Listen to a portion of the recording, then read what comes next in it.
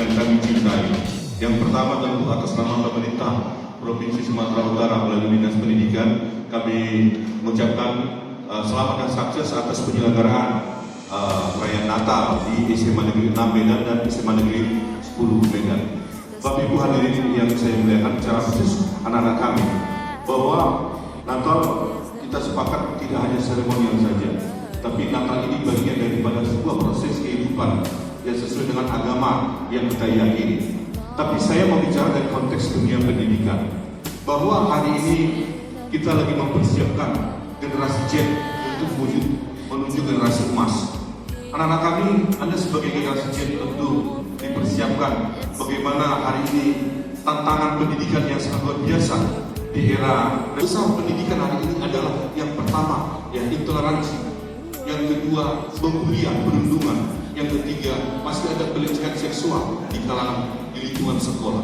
Ini adalah 3 dosa besar yang terjadi di dunia pendidikan, yang seharusnya pendidikan ini menyiapkan waktu, menyiapkan ruang bagi generasi-generasi kita untuk mereka bisa kita gali potensi kecerdasan akademik dan non akademik. Bukan mereka dibully, bukan mereka dilecehkan, apalagi membangun intoleransi yang kita sepakat bahwa NKRI harga mati.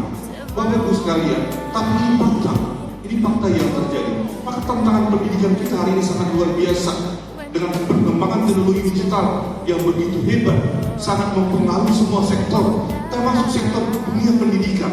Yang hari ini memang kita khawatirkan adalah bahwa anak kita ini larut dalam menggunakan teknologi digital tanpa pernah cerdas menggunakannya, sehingga semua informasi, semua data, semua visual, apapun yang dia terima dalam dunia era digital ini melalui media sosial atau media apapun yang sangat bisa mempengaruhi pola pikir dan cara pandang anak ini terhadap sebuah objek.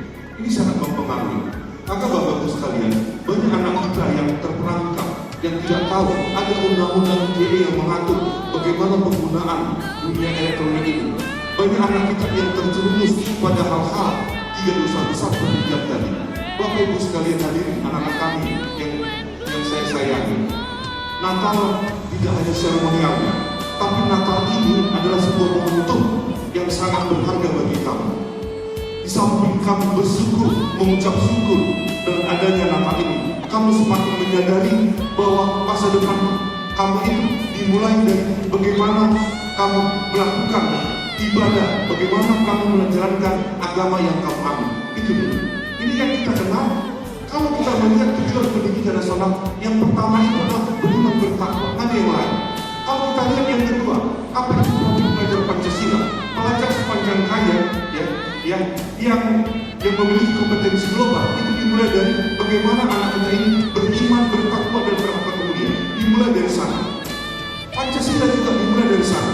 Maka sesungguhnya anak-anak kami boleh punya ilmu yang sangat tinggi, tapi ketika kamu tidak melaksanakan agama yang kamu yakini, ya, dengan sesungguh-sungguhnya dan beribadah dengan sesungguh-sungguhnya dan mengimplementasikan dalam kehidupan kamu sehari-hari sesuai dengan agama yang kamu alami, maka kegagalan akan pasti ada pada kamu. Maka kita mulai dari situ.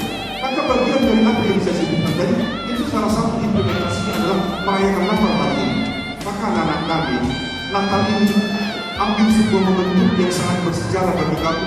Semakin kamu menyadari kehadiran kamu ini, bahwa kamu itu adalah manusia, insan yang beriman, bertakwa, yang ingin menggapai cita-citamu setinggi langit. Maka jadilah anak yang baik, anak yang berbakti, anak-anak yang menjadi pelajar Pancasila, yang menjadi contoh teladan, yang menjadi saluran berkat bagi teman-teman kamu.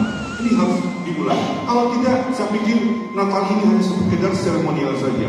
Kalau hanya sekedar seremonial, ngapain kita buang waktu, buang dana untuk melaksanakan acara Natal? Kalau ini tidak bermakna yang sangat berarti secara personal bagi anak-anak kita dan secara organisasi bagi satuan pendidikan. Saya sangat tertarik ya apa yang disampaikan Ketua kita tadi Pak Nabaran, bahwa Natal kita memiliki tema peliharalah kasih persaudaraan. Dengan tema melalui perayaan Natal ini kita tingkatkan kasih persaudaraan antar umat beragama di lingkungan sekolah. Ini salah satu tema dan subtema yang mendukung saya, yang sudah saya sebutkan tadi, ada 3 dosa besar pendidikan kita, intoleransi. Saya pikir dengan tema ini, pelihara kasih persaudaraan, melalui perayaan ini kita akan kasih persaudaraan antar umat beragama di lingkungan sekolah. Ini bagaimana kita membangun bahwa perbedaan bukanlah sebuah hal yang dipersoalkan. Hari ini kita berubah mindset, anak-anak kami, kalau dulu suku agama itu menjadi hal, itu mindset yang dulu ya. Setiap kita bicara suku, setiap kita bicara budaya, maka yang kita ada di mindset kita adalah perbedaan. Padahal sesungguhnya hari ini mindset kita berubah. Kita bicara suku, bicara budaya, itu adalah kekayaan. Kekayaan yang diberikan oleh Tuhan yang Maha Kuasa. Untuk kekayaan itu harus kita lestarikan. Ini soal mindset kita terhadap sebuah. Kalau dulu orang lihat orang Batak, ini orang biasa. Seperti kesannya negatif. Itu dulu. Teknologi, ilmu pengetahuan, teknologi seni dan budaya yang begitu hebat, yang berkembang harus mempengaruhi cara pandang kita terhadap sesuatu hal yang selama ini menjadi penghambat bagi membangun toleransi umat beragama di Indonesia. Kalau bicara soal agama apapun dia, itu menjadi sebuah kekayaan. Bukan menjadi di agama ini, di agama ini. Ini yang dulu. Maka pendidikan harus hadir untuk ini. Bahwa agama itu ada seorang tokoh. Saya sangat tertarik apa yang benar dikatakan tokoh ini. Tokoh ini dia seorang inspektorat. Dia bilang begini, hidup ini tidak bisa memilih. Hidup ini hanya bisa menjalani. Di luar daripada itu semua kegagalan. Saya lama memikirkan apa makna dari ucapan seorang tokoh ini. Ternyata benar, anak-anak kami, kita tidak bisa memilih. Kalau saya lahir harus saya bapak saya Amerika, itu saya Arab. Jadi tidak bisa memilih itu. Tapi ketika saya lahir, jadilah saya punya marga silang, saya orang Batak. Maka saya menjalani marga silang dan suku Batak ini sesuai dengan adat budaya saya. Itu yang harus saya lakukan. Di luar daripada itu pasti kegagalan. Saya tidak mungkin menjadi orang Arab, saya tidak mungkin menjadi orang Amerika. Karena sebagai kodrat saya lahir sebagai orang Batak, saya akan menjalani bagaimana seorang Batak yang sebenarnya. Itu dia. Maka ini tidak bisa memilih. Siapapun kamu yang lahir di dunia, kamu memiliki kecerdasan akademik dan memiliki kecerdasan non-akademik. Maka perbedaan kecerdasan ini yang kita kenal dengan hari ini pedagogi pembelajaran berdiskusi. Maka kepada kawan-kawan saya ini, siapapun anak kita ini, apapun kecerdasan yang dia miliki, itulah dia.